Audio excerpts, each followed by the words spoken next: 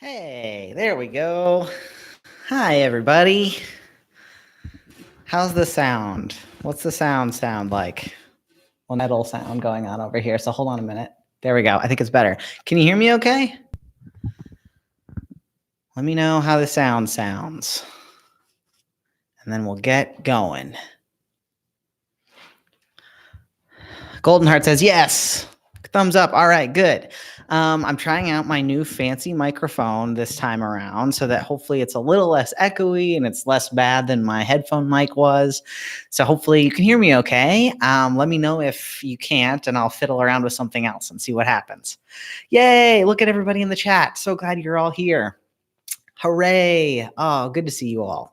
I'm sorry that I missed last week. I let folks know, but last week I was speaking in Milwaukee on Monday night, and so I couldn't be here doing our Bible study. And so we had to move over to tonight. So I'm so glad to be here with you all, and I'm glad you're all here. There is also a wild thunderstorm going through outside. So if something happens and I just suddenly cut out, it's probably because we lost power. So hopefully, fingers crossed, everything will be fine. And we'll be able to hang out and have our stream. So sweet. I'm glad to see you all here. A whole bunch of names that I recognize. Yay. And a couple that I don't. So good to see the new folks too. As always, I will try to, Robin is a great reminder for me here. I will try to remember if your name is different from your screen name and you would rather use that, I'll try to remember, but sometimes I have to be like, who's that? And I forget. And so I call you your screen name. So apologies if I get your name wrong. I'll try to remember. Let's see. Any other announcements before we get started tonight? I don't think so off the top of my head. We're talking about David and Goliath tonight. So yeah, that's our plan, is to talk about the classic story of David and Goliath. Ooh, good voice crack. David and Goliath is one of those stories that you hear like 8 million times in Sunday school when you're a little kid, and then it seems like we don't really talk about it when we get older, because it's like, I don't know, it's a Sunday school story and not an adult story, it seems like. And I don't think, somebody can correct me if I'm wrong on this, but I don't think the story of David and Goliath is part of the lectionary anywhere. So I don't think it's the kind of thing that, like, and I mean, to be like, most churches straight up don't read the Old Testament lesson in the lectionary each week. I'm going to keep knocking this camera here, so I'm going to move a little bit. Most churches don't even read the Old Testament section most of the time. So if it was there, I've missed it, but I don't think it's in the lectionary. So we miss out on the story of David and Goliath. And it seems like a shame because it's an interesting one. This came about this topic sort of came into my mind because when I was leading that, well, it wasn't a retreat. I was going to call it a retreat, but when I was leading sort of the educational sessions in Milwaukee last week, we were talking about David and Jonathan and like their relationship and what that looks like and what that might mean or might not mean. And somebody mentioned a part of this story, and it got me thinking about how clothing works in the sort of Davidic stories, the stories about David. And so I just thought we gotta get into this. So, yeah. Robin says it's in the daily office lectionary, but not in the Sunday lectionary. Yeah, that makes sense because you got a lot more days than you have Sundays per year. So, yeah, not one you'll hear on Sunday very often. And hi, Vusk. Yay, I'm glad you're here too. So let's get into it. We are going to be reading from 1 Samuel chapter 17, and it's a whole chapter. One of the reasons that I think we read this story, especially to younger kids, well, we don't actually read them the story, we just tell them the story. But one of the reasons is because this is one of the longer narrative sections, especially outside of Genesis and Exodus. Genesis and Exodus as books have kind of our big narrative stories in the Old Testament. And so we kind of rely heavily on those.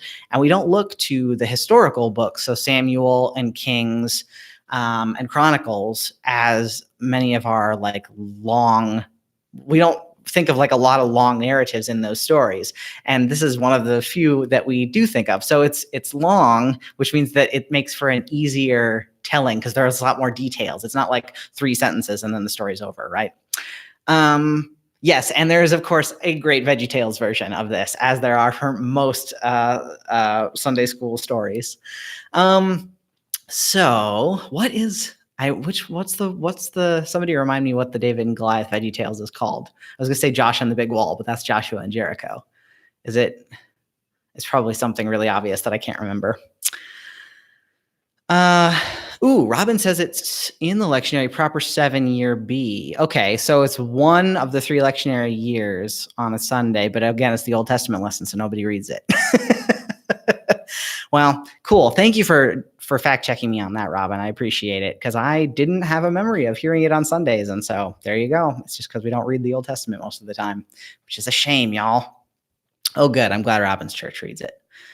So let's get into it. 1 Samuel chapter 17 is what we are reading today, and it's a long one, so we're going to break it up into a couple of sections, and we're going to read a section, and then we're going to talk about it, then read another section and talk about that, and so on until we get to the end of the chapter. So a couple of things to keep in mind for context. Oh, thank you, Carolyn. The VeggieTales version is called Dave and the Giant Pickle. Of course it is. I forgot. So one of the context things about this chapter is that much like with a lot of the passages in Genesis, Exodus, Leviticus, and Numbers, we have several different sources that are coming together to make up 1 Samuel as we know it today, which means that we have some things that don't quite line up and make sense and seem to contradict each other because we have a couple different sources. So if you want to know more about textual criticism and source studies for biblical texts, we can definitely talk about that, and I can recommend some good stuff on that. But suffice it to say, there were a couple of different texts that got smushed together to create 1 Samuel.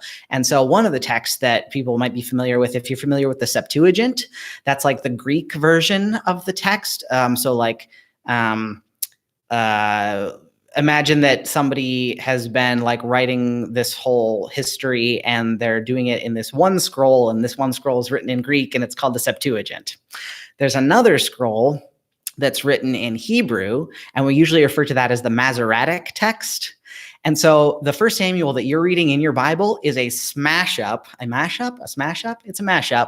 of the Masoretic text and the Septuagint Greek text. They mashed them together a long, long time ago. Actually, I think it was before King James. I think there was a version that they put together before King James that was the Vulgate. There we go, in Latin. So I'm giving you this history, the history of the fact that there are at least 2 sources going into this story, because there are a couple of things about this story that seem to contradict itself and don't make sense. And that's because there's 2 different sources that got smashed into one. So for instance, in 1 Samuel chapter 16, the chapter before this one, that's the whole story of David being anointed the next king after Saul, and David and Saul meet, and that all happens in chapter 16. But then in chapter 17, it's like David and Saul have never met. They've never, Saul has no idea who David is. So in chapter 18, it kind of moves back into this other story again. So essentially we've got 2 texts that are mashed up, and that's why sometimes things aren't going to totally make sense. So we'll call that out when we notice it because it's interesting. So there's some context to know. Let me see what other context. I think that's all the context to give you right away off the bat. So let's get into it. Oh yes, David and Goliath. I remember that. When I was looking for GIFs or GIFs, however you want to call them, to post on Twitter, I typed in David and Goliath, and a old claymation David and Goliath GIF came up, and I was like, oh, nice. But I ended up going with Andre the Giant because who doesn't love The Princess Bride? So let's start reading. We are at 1 Samuel chapter 17.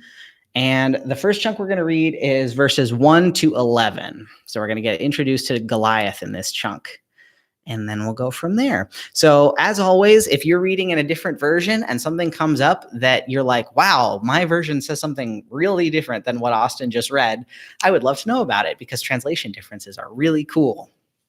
So let's go. We'll read the first 11 verses. So it goes like this. Now the Philistines gathered their armies for battle. They were gathered at Succoth, which belonged to Judah, and encamped between Succoth and Azekah in Ephes Demim. Saul and the Israelites gathered and encamped in the valley of Elah and formed ranks against the Philistines. The Philistines stood on the mountain on one side, and Israel stood on the mountain on the other side, with a valley in between them. And there came out from the camp of the Philistines a champion named Goliath of Gath, whose height was 6 cubits and a span. He had a helmet of bronze on his head, and he was armed with a coat of mail. The weight of the coat was 5,000 shekels of bronze. He had greaves of bronze on his legs, and a javelin of bronze slung between his shoulders. The shaft of his spear was like a weaver's beam, and his spear's head weighed 600 shekels of iron, and his shield bearer went before him. He stood and shouted to the ranks of Israel, "Why have you come out to draw up for battle? Am I not a Philistine, and are you not servants of Saul? Choose a man for yourself, and let him come down to me. If he is able to fight with me and kill me, then we will be your servants. But if I prevail against him and kill him, then you shall be our servants and serve us." And the Philistine said, "Today I defy the ranks of Israel. Give me a man that we may fight together."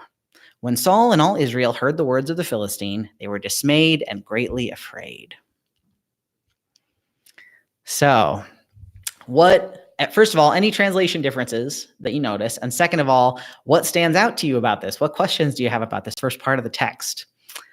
Brian says the Common English Bible translates it as more than 9 feet tall. So yeah, let's talk about this. How do we translate Goliath's height?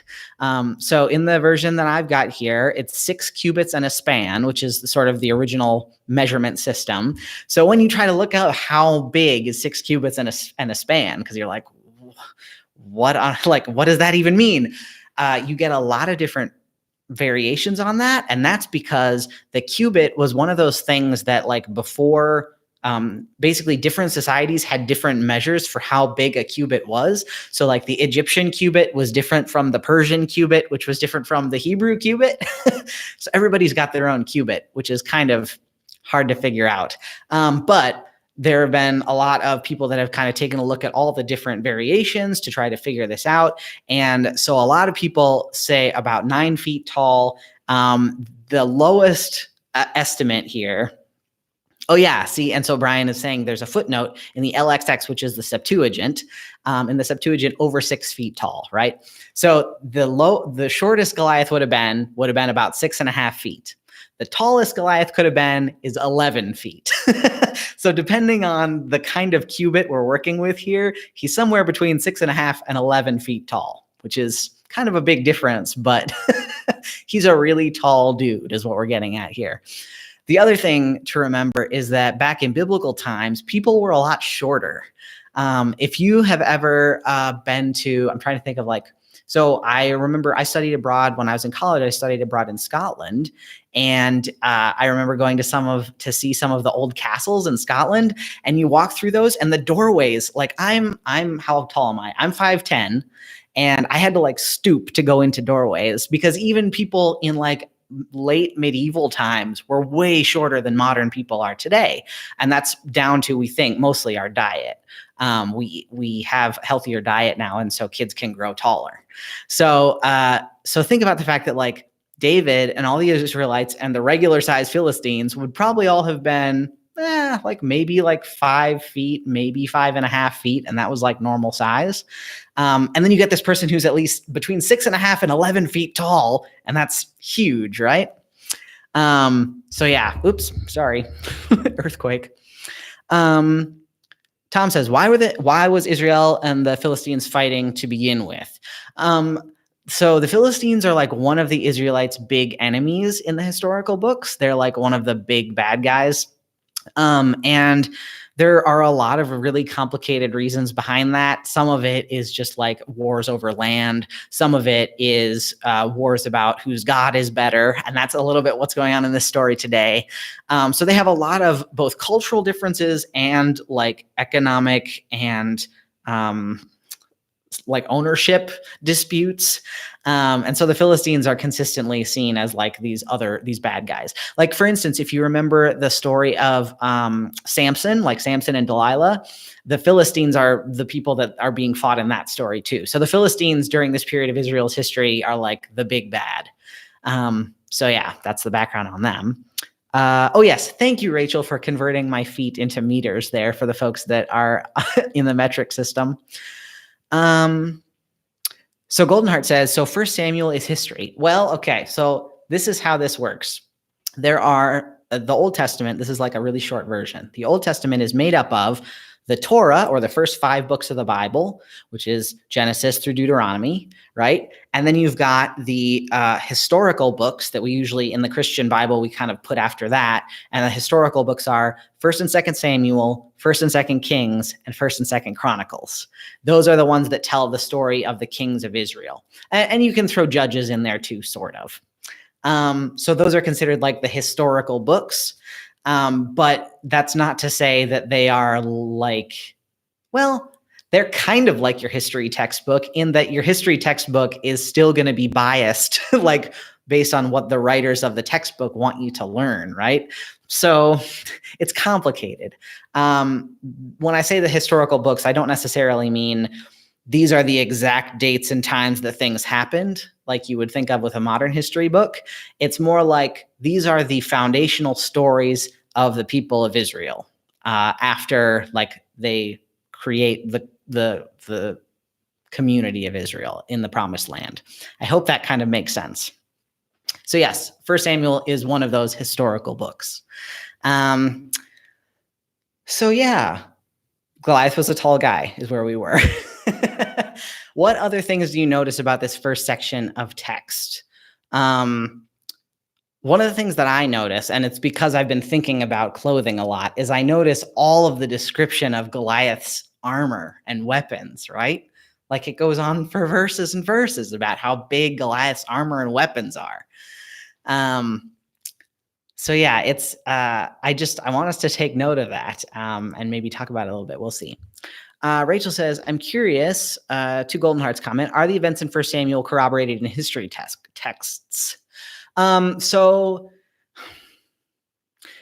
long story short, the Davidic history, it's a little bit like, I'm trying to think of like a good example of what it's like. We think that there was a King David, like in terms of like, if we're looking at this just in like history, like in what we've got from archaeology and history, what we know from history is that we think there probably was a guy named David. There probably was a king, or maybe even a great general of the Israelite people named David. It's a little bit like King Arthur. Okay, here's a good metaphor that works. We think that there was like a historical King Arthur, and they think they actually know where the historical King Arthur was buried, right? But all the stories that we have about King David and about King Arthur have there was a little bit, we think, of sort of embellishment before the stories actually got written down. So the time between when David actually lived and when the stories were written down was like quite a ways in between that. And so we think that the stories that are written down, maybe like some of them happened, but maybe not all of them happened. So one of the reasons that we hold on to this David and Goliath story so hard is because we look at it in comparison to other like fairy tale myths, and it looks very similar to, for instance, this fight between like the 2 champions that come out to fight is very similar to the stories about how the Trojan War went, right? And how you got 2, who was it? Was it, I can't remember the name of the other guy. Artaxis, is that right? I can't remember. Where you get 2 champions that sort of come and fight together. That's very similar in a lot of different sort of fairy tale stories of this time and place and part of the world. And so we think that's kind of like rolled into the dough of this story. So Ajax, thank you. That's the name of the other guy. I couldn't remember his name. I knew there was an X in it somewhere. So yeah, we've got this first section of the story. We've got all of this description of Goliath's armor and all of the stuff that he's wearing and how heavy it is and how big it is. And I think the point is to sort of say, not only is Goliath huge, he's also very strong because he can hold all this stuff. And he's super well prepared because he's like a battle hardened guy. He's super well prepared both physically and sort of mentally for this. So the idea is to just give us a real sense that like Goliath is dangerous, right? So that's where we're starting with this story. Yes, good. And now we're getting into the Troy movie.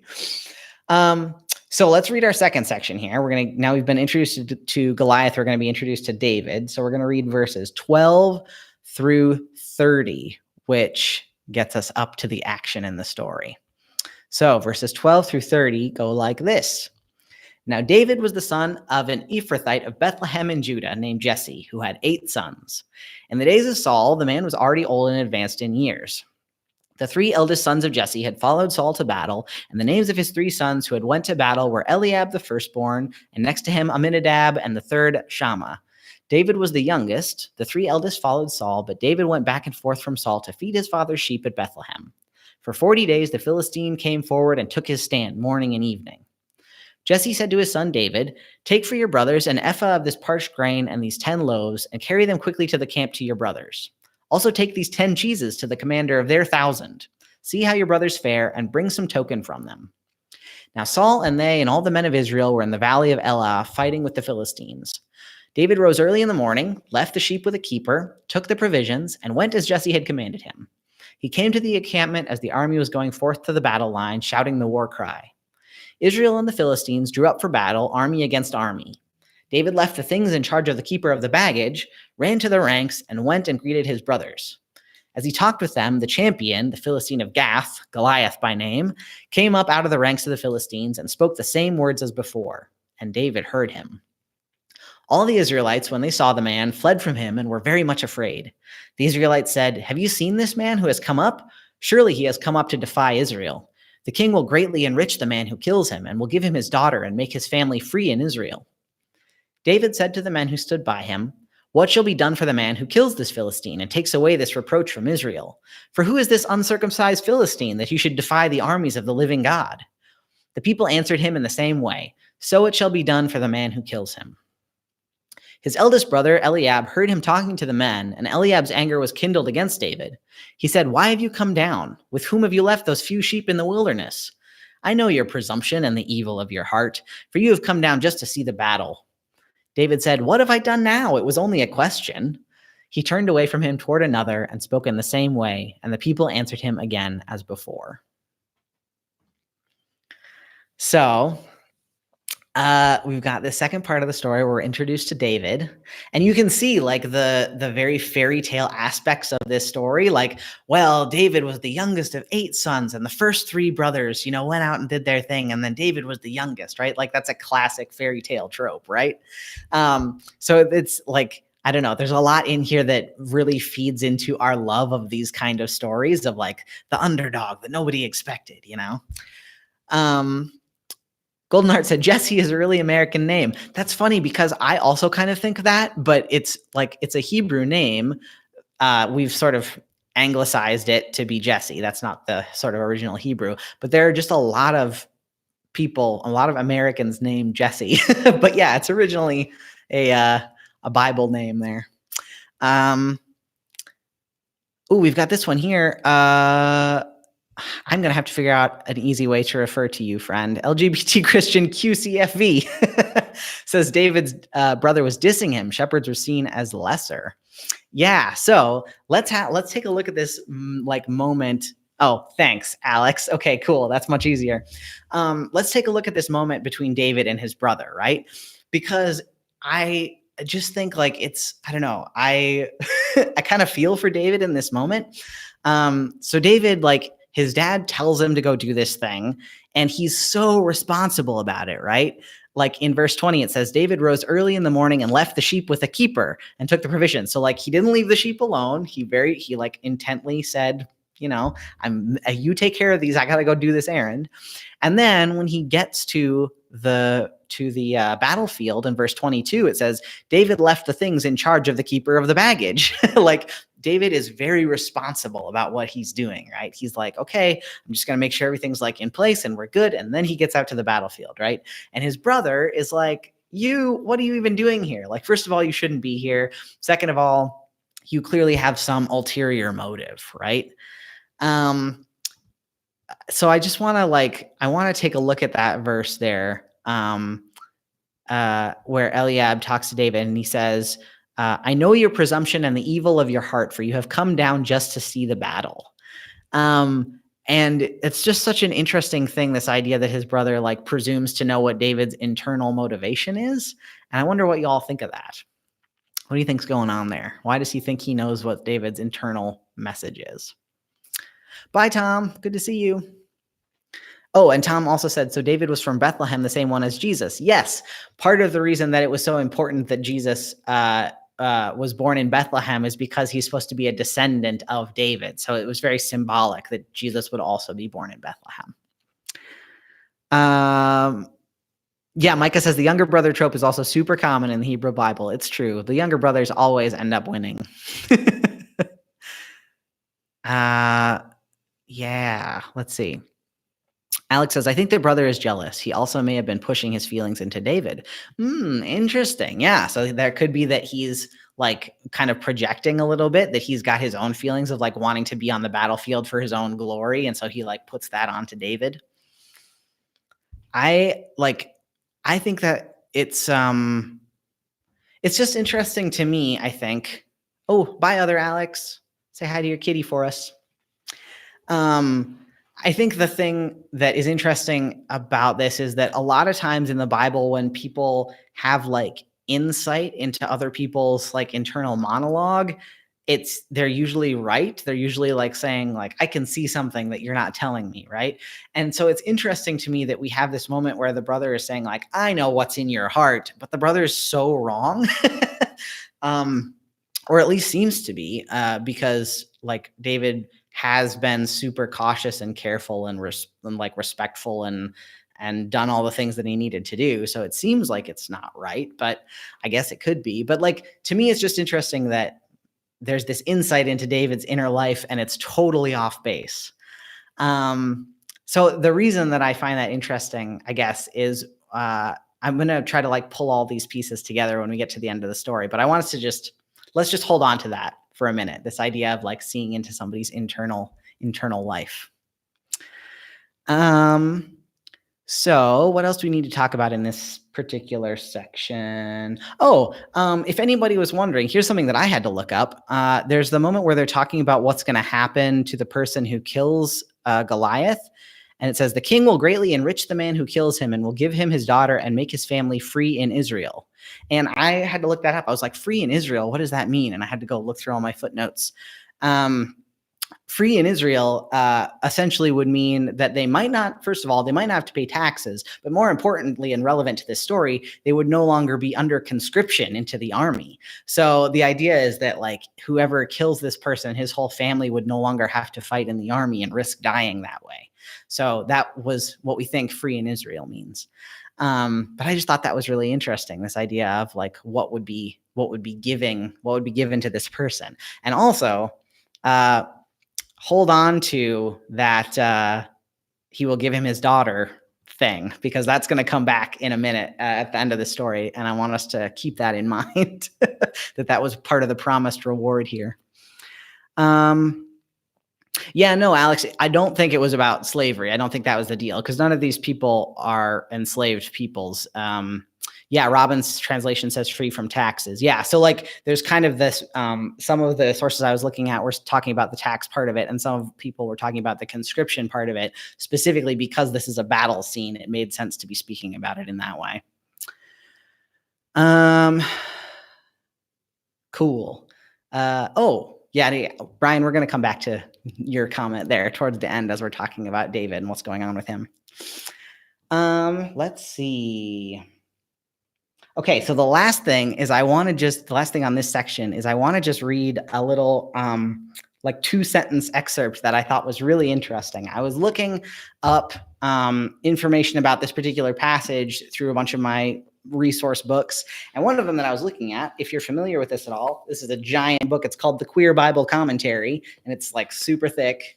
The Queer Bible Commentary is, oh no, I lost my page. There we go.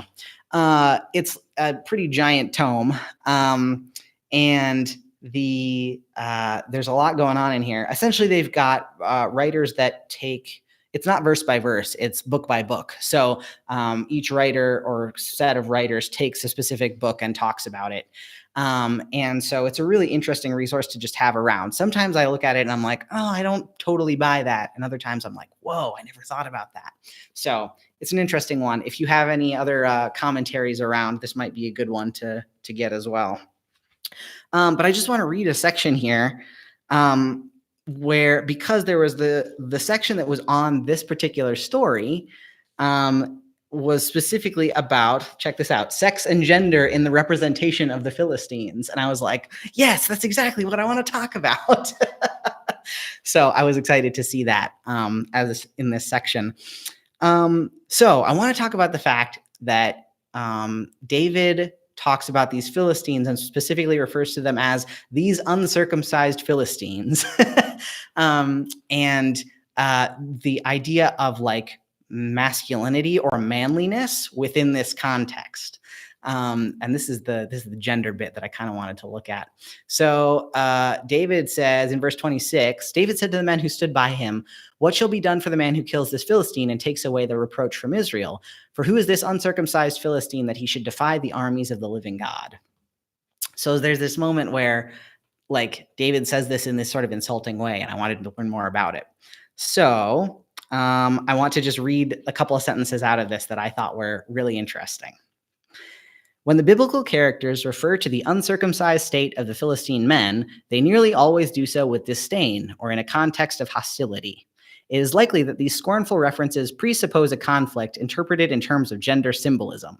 That is, the Philistines were probably understood as improper examples of manhood.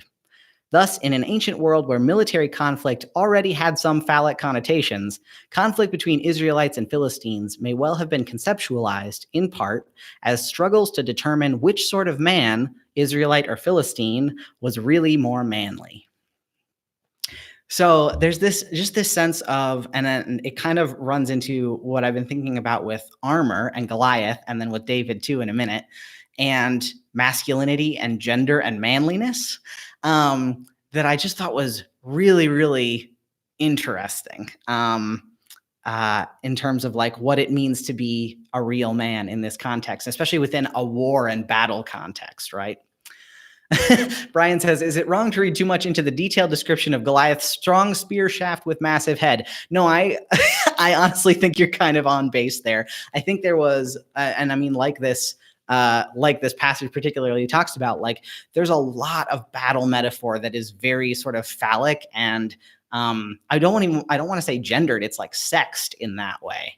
And I think that's intentional. There's a connection later on with something that happens with the ark, with the Ark of the Covenant being taken by the Philistines, and essentially the Philistines' god, like their representation of their god, kind of gets like, in a way, sort of like castrated or humiliated in some way. And it's a really complex thing. So there's a lot of weird gender stuff going on here, kind of under the surface. And so I wanted to bring that up to just kind of be like, hey, what's happening here? Alex says it's kind of like today, who has the bigger truck? Yeah, I think there's really like, what I'm getting from this is that masculinity is so tied into battle and war, and so how people dressed for war meant something about their own gender, alongside of just like being prepared to not get hit by stuff. There's also some gender things going on here. So I just wanted to read that section as we keep thinking about this passage. Let's move on to our next section here. We're going to read verses 31 through 40, and this is where all the action happens. Well, almost half the action happens. Since this is such a big passage, we have to keep breaking it up. So 31 through 40. When the words that David spoke were heard, they repeated them before Saul, and he sent for him. David said to Saul, "Let no one's heart fail because of him. Your servant will go and fight with this Philistine." Saul said to David, "You're not able to go against this Philistine to fight with him, for you are just a boy, and he has been a warrior from his youth. But David said to Saul, "Your servant used to keep sheep for his father, and whenever a lion or bear came and took a lamb from the flock, I went after it and struck it down, rescuing the lamb from its mouth. And if it turned against me, I would catch it by the jaw, strike it down, and kill it. Your servant has killed both lions and bears, and this uncircumcised Philistine shall be like one of them, since he has defied the armies of the living God." David said, "The Lord who saved me from the paw of the lion and from the paw of the bear will save me from the hand of this Philistine." So Saul said to David, "Go, and may the Lord be with you." Saul clothed David in his armor. He put a bronze helmet on his head and clothed him with a coat of mail.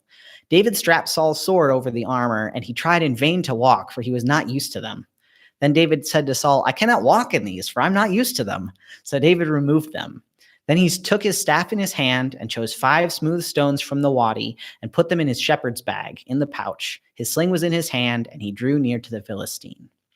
Now, before anybody asks what a wadi is, it's just a dry riverbed. So you don't have to worry about that. But now that we got that translation thing out of the way, what do you think about, in the context of masculinity and clothing, the contrast between Goliath putting on all this armor and David trying the armor on and then being like, actually, this doesn't work for me? How does that strike you all? Because that, to me, is like the big thing that hits me in the face in this passage. What do you think of this? I'm going to have some water while you think.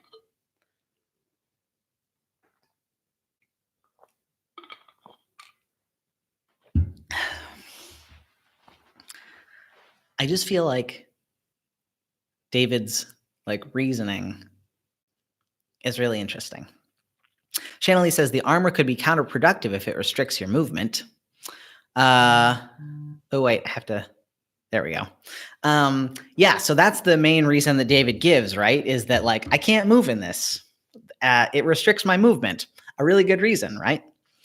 And then there's the difference in age. Mary's noting between young David and fully masculine man Goliath, right? Rachel says that David seems confident in his own God-given strength. Let's come back to that. Masculinity, yeah. Robin says, in the context of masculinity, this speaks to me that David couldn't fit into the expectations. Yeah, that's kind of what I got out of it too. This sense that that's sort of one of the two things that I was holding, is that David tries on all of this armor and he tries on all of this. And really, when you think about it, armor is a great metaphor for toxic masculinity, right? Armor is this thing, Shanley said, that restricts your movement, restricts your ability to move on your own. And to you can't move emotionally a lot of the times when you're sort of encased in this toxic masculinity, right? It also doesn't allow you to do certain things that might make you seem as less masculine than you are, right? So you're kind of clammed into it. So you can't move very much. And you're also using it to protect yourself from outward threats to that masculinity, right? And so it's it does some protection, but more than it protects you, it constricts you, right? And so the armor as a metaphor for masculinity there is really, I don't know. I think that just really goes to the core of it. And so to have David try all of that, now not all of Goliath's armor, but Saul's armor, so about more the right size. But he tries all this on, and even within his own Israelite context, masculinity doesn't fit him. He tries it on, and he's like, "This restricts my movement. I don't like it." And so it's that says something to me about the importance of recognizing that free movement is more healthy and better for you than just protecting yourself. So that's one thing. So yeah, I don't know. I just, it's really interesting to me.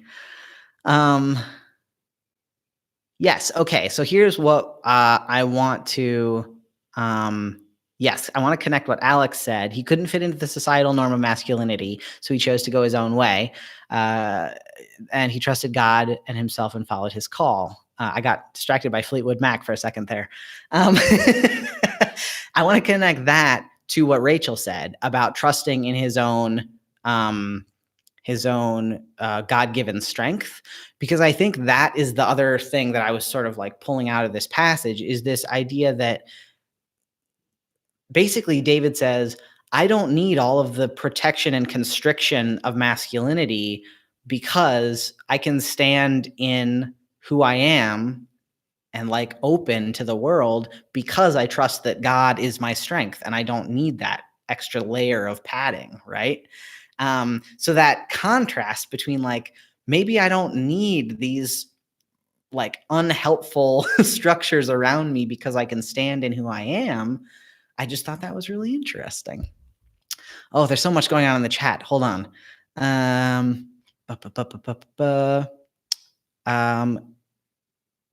Micah says, the possible readings of femininity reminded me also of David's depiction when he's anointed.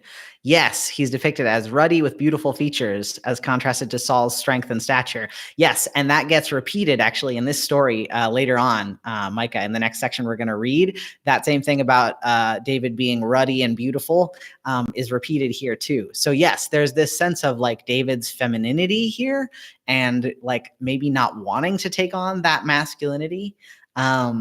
Yeah, I definitely think that's something going on here. And I like what you said there, Robin. It could also be a commentary that even the most effeminate man in Israel was more manly than the manliest Philistine.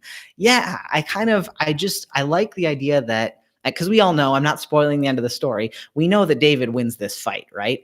And the fact that David won this fight without all of the masculine trappings that people thought he should have is cool to me.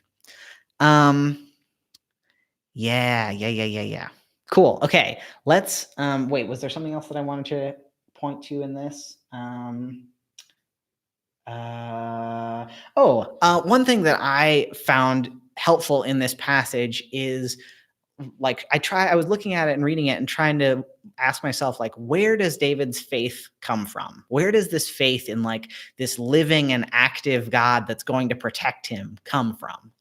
And this is the answer to this question is the same for a lot of people in the Hebrew Bible.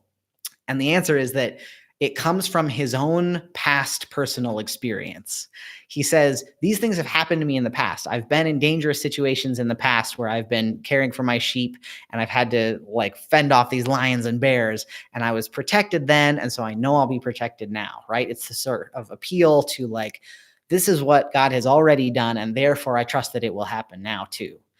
And I feel like that, like every time I run across that sort of logic of like borrowing your faith from the past, I'm amazed by it, because I feel like, at least, and I can't speak for like all of Christianity, but I feel like at least for my own experience of Christianity, that was not something that people really talked about, or something that I hear people talk about very much. This sense of like, well, why do you think that God is going to like be with you and hold you in this moment? Well, I believe it because God's already done it for me in the past. And so I trust that it will continue to happen, right? I don't know. I feel like I don't hear that from people very much, that it's like they talk about their past experiences in that sort of way. And so every time I come across it, I'm just like, wow, like that's something that I want to take in, like me personally.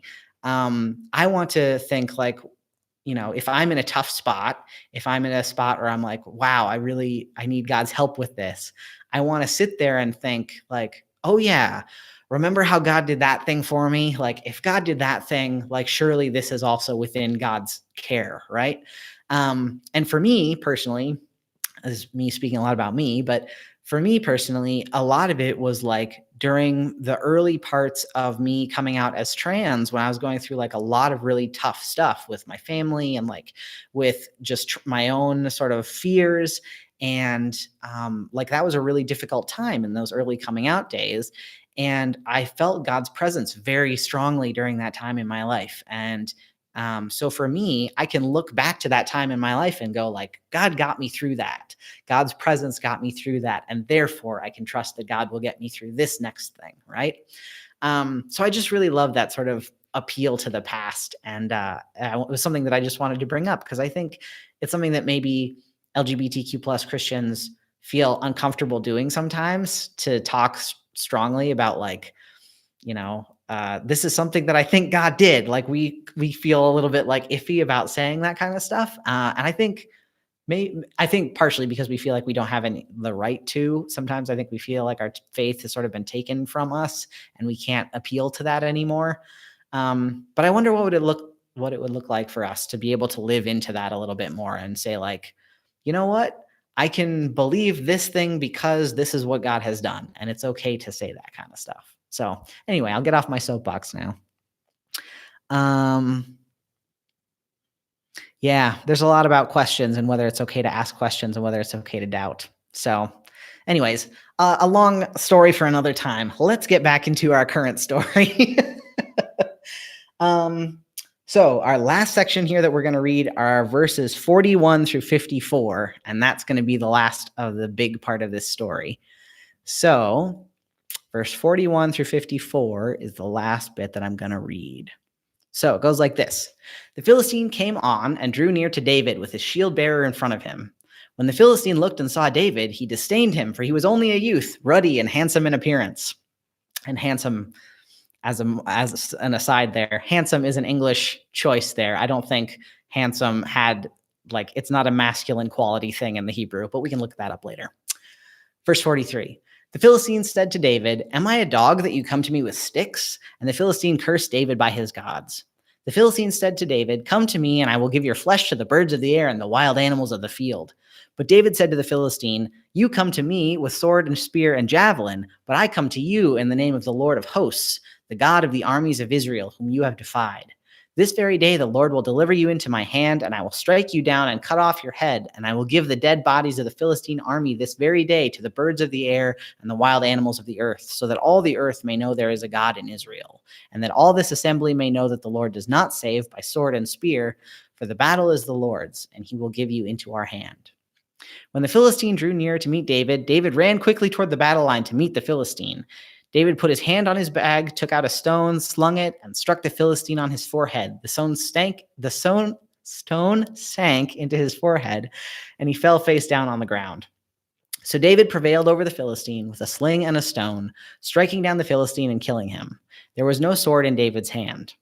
Then David ran and stood over the Philistine. He grasped his sword, drew it out of his sheath, and killed him, and then he cut off his head with it.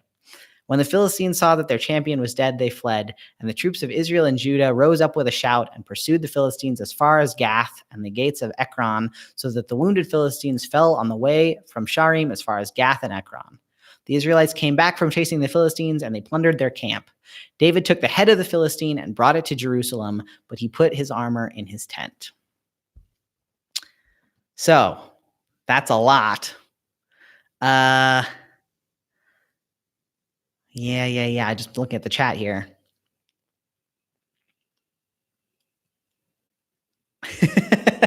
Okay, so yes, so it's complicated because David knocks Goliath out with this rock, right? He hits him right in the forehead, and he is knocked out. He falls down, and then this confused me the first time I read it, and then I had to go back and go like, oh, that's what's going on.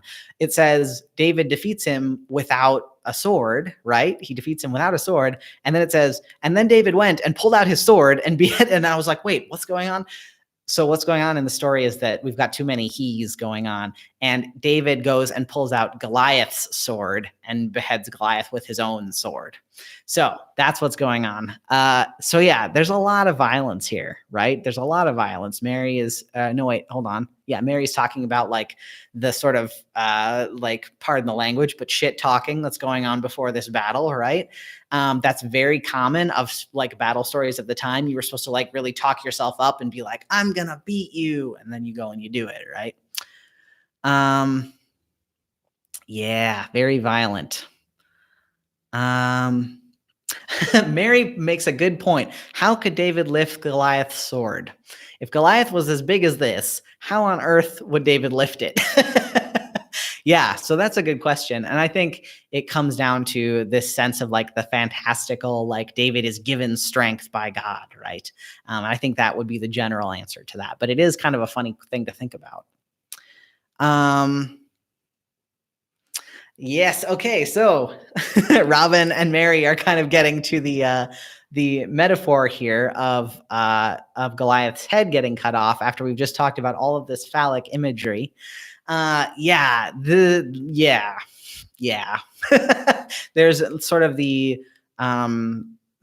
that's why this is so interesting, because it's not a straightforward like more feminine guy goes up against more masculine guy and kills him, and then masculinity is destroyed. Like, that's not what's going on here. It's more complex because David doesn't buy into some of the masculinity stuff, but he holds really hard onto some of the other stuff, right? So he doesn't go for the like gender expression part of it, of wearing the armor, but he very intensely goes to the like, I don't know, maybe the more physical part of it, with his like harping on the uncircumcised thing, like, and the cutting off of Goliath's head at the end of the battle, right, which is the sort of symbolic castration of the Philistine army. So it's complicated because it's not just like one thing good, one thing bad, one thing wins, one thing loses. It's complex. Carolyn says, when Goliath says the thing about the flesh and the birds, is that to contrast to the idea of dust to dust? No, that was a general. So when Goliath says it, it's like this general thing that people know about battlefields, that like carrion birds and like wild animals will come and eat the dead after the battle, right? So Goliath's just saying like, we're going to beat you guys so bad that there's just going to be bodies everywhere. But when David says it, David says that the bodies of the army are going to be given back to the earth so that all of the earth knows that God is Lord. So there's this weird thing where David's like, this is not just to like, David's kind of making a point about like, this is a larger battle here about whose God is better. Goliath is seeing this as much more of a like army to army type battle, and David's seeing this as like God against God kind of battle, right? So he's giving it a much more like theological twist when he's giving his speech. Yeah, it's true, Mary. I do have a chakra tattoo. So yeah, there's this sense that David is like understanding that God is behind and underneath all of what's going on here. Yeah. So, okay, blah, blah, blah. A couple of things we want to look at here. Yeah. So, okay, I want to run this into just the first part of the next chapter, not to read it, but just like kind of tell you what, well, we're going to read one verse, but to just make a interesting connection that I hadn't made until I read this story all the way through. So let's go back for a second to when David is talking about what the person who kills Goliath is going to get. Remember how David asked the people what the conqueror of Goliath would get, and they said, your family will be free in Israel, and you will get the daughter of the king as a wife. And David's like, that sounds great. Let's do that. But then if you just flip over really quickly, so the end of this chapter is Saul saying, who was that guy that just beat Goliath? And the the advisor being like, oh, that's David. So Saul and David meet again. But then if you just flip over to the next chapter, chapter 18, verse 1, it says, when David had finished speaking to Saul, the soul of Jonathan, so Saul's son, was bound to the soul of David, and Jonathan loved him as his own soul. Saul took him that day and would not let him return to his father's house. Then Jonathan made a covenant with David because he loved him as his own soul. Jonathan stripped himself of the robe he was wearing and gave it to David, and his armor, and even his sword, and his bow, and his belt. David went out and was successful wherever Saul sent him. So you got this weird thing where David's like, yeah, okay, I'll get the princess and my family will be free. And then the very next chapter, David doesn't get the princess, he gets the prince. And like eventually David does end up marrying one of Saul's daughters, but that's not for like a little ways on yet. And so it's just so interesting to me that you've got this weird like gender flip where like there was the expectation of the daughter, and then it's like at this point like moving into chapter 18, if it's a direct continuation from chapter 17, I don't think Jonathan and David have ever even met at this point. This is like love at first sight kind of stuff. Because it's like suddenly they see each other and there you go. And so there's this really, and then with the clothing again, right? What does Jonathan do in order to seal this covenant? Jonathan takes off his cloak and his armor, the masculinity thing again, and gives them to David, right? And this moment of like, if we're using this same metaphor all the way across, Jonathan taking off some of his masculinity and some of his protection in order to make this covenant with David, and to like share this. The cloak sharing thing is like very prominent in a lot of marriage stuff in the Hebrew Bible, and so this like sharing of the cloak is like a thing, right? So anyways, I just find it fascinating that you've got this one story just like swoop right on into the next little section about David and Jonathan and their relationship. And there's, we could read that relationship a lot of different ways, but I just think it's really interesting. So Alex says it's like wearing your boyfriend's varsity jacket. I love that. Yeah. So, yeah, all of this to say, as let's kind of take this whole story together now. What are the pieces that stand out to you, that are maybe helpful or interesting to you? I'd be interested to know.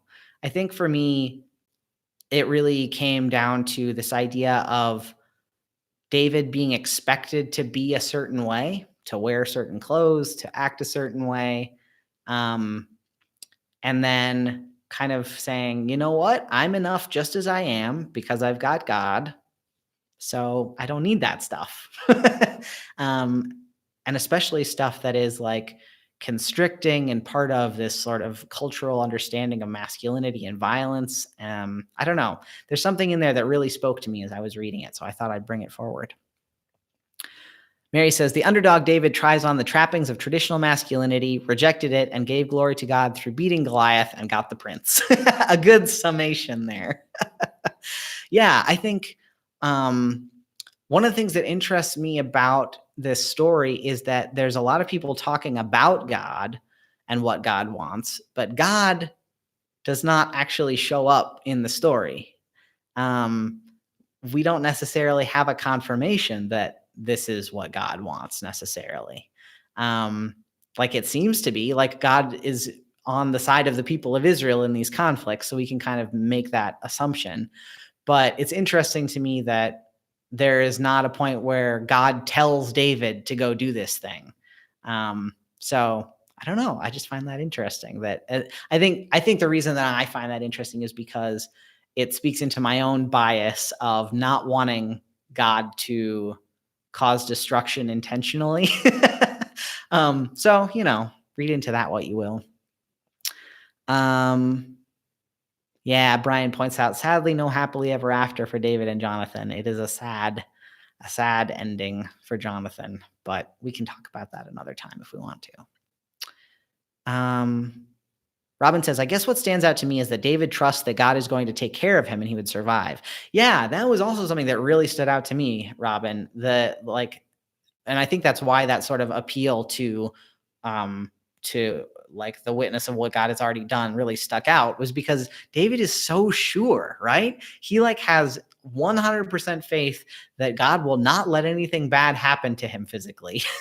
And that to me is kind of mind-boggling, because it's not the kind of thing that I feel like I could say. And I think maybe that just comes from a more modern or postmodern view of the world, where like saying that you can't be hurt by stuff just seems kind of foolhardy, right? Just seems kind of like you're asking for bad stuff to happen to you. And so David's very strong assertion of like, nothing bad will happen, I will be okay, is really, it's like something that doesn't jive with our understanding of the world. And so I guess it's like, I don't know. And I think maybe this is why it makes sense that David is so young in this story, right? Because I can see a super pious and excited and zealous 16-year-old saying this kind of stuff. I can't see a 30-year-old saying it. I think that kind of like it kind of maybe speaks to David's like, and I mean, to be fair, he does really trust God like throughout a lot of his life. He does kind of like, even though he screws up a lot, like a lot, really bad a lot, he still does sort of hold on to that trust in God. But the things that he says in this chapter specifically are like, oh yeah, that's a young kid that has a lot to learn about what life's going to throw at him.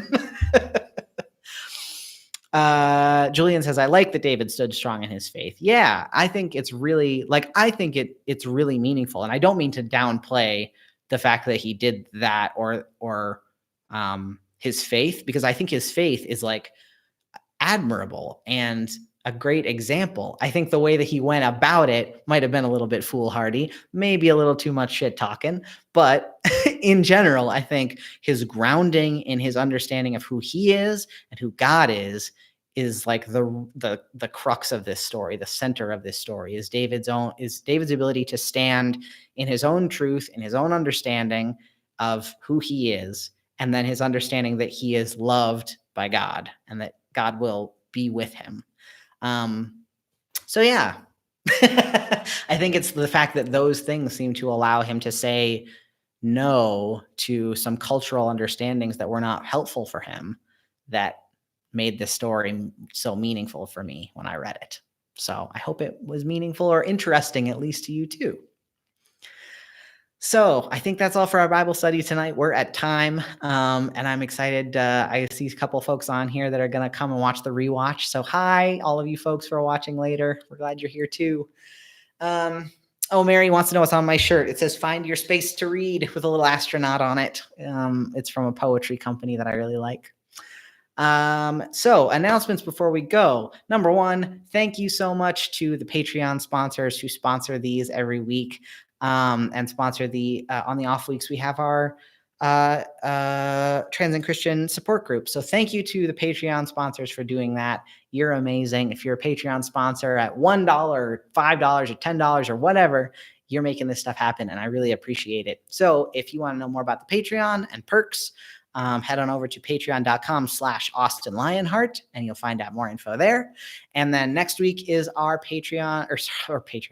our Trans and Christian support group. So we'll be doing that next Monday, same time. And if you want to sign up for that, you can go to bit.ly/trans Christian support. And I'll put that in the comments below as well. So thank you all so much for being here. I really appreciated it. And I hope you all have a wonderful night. We'll see you next time. Bye.